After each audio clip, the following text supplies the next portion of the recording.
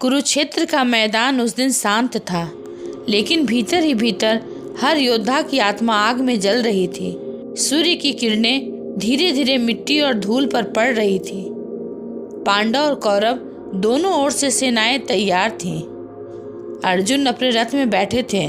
उनकी दृष्टि केवल कर्ण पर टिकी थी। कर्ण, जो दुर्योधन का सबसे प्रिय और अचूक योद्धा था, गर्व और आत्मविश्वास से भरा हुआ था। अर्जुन ने गहरी सांस ली।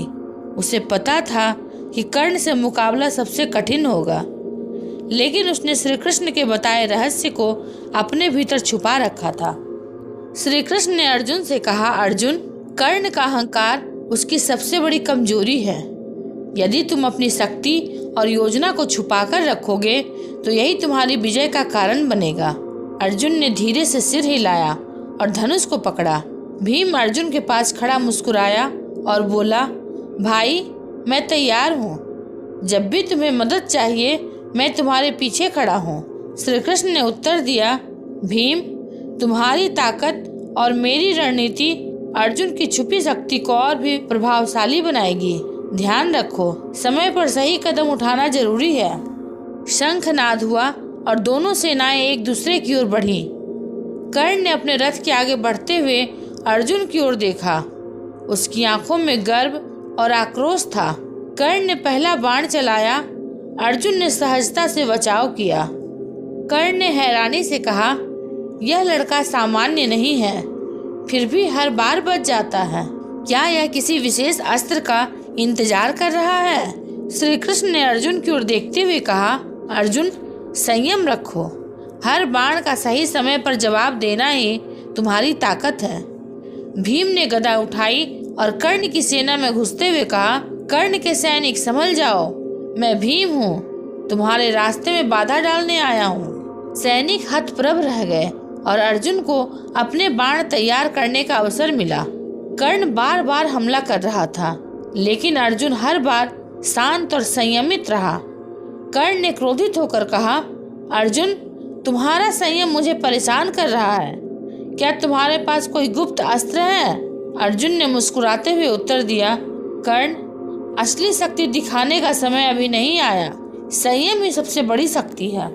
श्री कृष्ण ने अर्जुन से कहा, सही कहा अर्जुन, अब धीरे धीरे अपनी रणनीति लागू करने का समय आ गया है। भीम, तुम तैयार रहो। जब मैं संकेत दूंगा तुम सेना के बीच प्रवेश करोगे। भीम ने सिर हिलाया। समझ गया श्री कृष्ण, समझ गया केशव। अर्जुन के लिए मैं हर पल खड़ा रहूंगा। समय बीतता गया। कर्ण थकने लगा। उसकी आंखों में आश्चर्य और क्रोध झलक रहा था। अर्जुन ने देखा कि अब सही समय है। उसने धीरे धीरे अपने बाण तैयार किए। श्री कृष्ण ने अर्जुन को संकेत दिया, अर्जुन, अब वही पल है। भीम, तुम सेना में प्रवेश करो और कर्ण का ध्यान अपनी ओर खींचो। भीम ने गदा घुमाई और कर्ण की सेना में घुस गया। सैनिक विचलित हो गए। कर्ण की नजरें अर्जुन से हटकर भीम पर चली गई। अर्जुन ने अपने सबसे शक्तिशाली बाण का निशाना तय किया। कर्ण ने देखा और सोच में पड़ गया। यह लड़का अभी भी सामान्य दिखता है, लेकिन उसकी चाल और संयम किसी भी समय के लिए खतरनाक हो सकती है। अर्जुन और कर्ण आमने सामने आए। दोनों के धनुष तने। कर्ण ने अपने सभी शक्तिशाली अस्त्रों का प्रयोग किया। अर्जुन ने संयम से बचाव किया।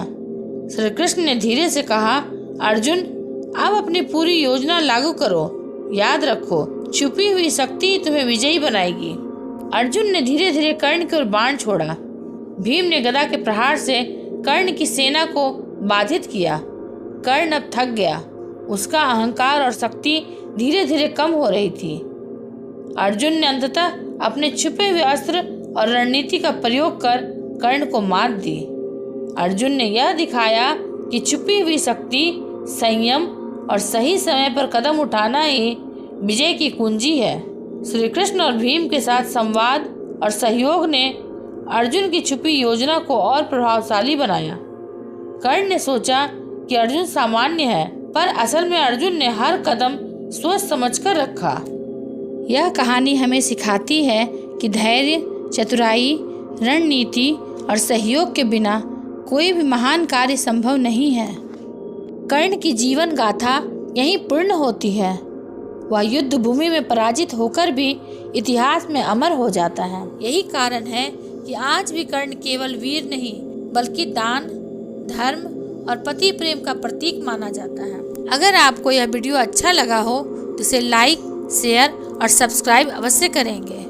ये महाभारत सिर्फ युद्ध की नहीं, जीवन के ज्ञान की कहानी है।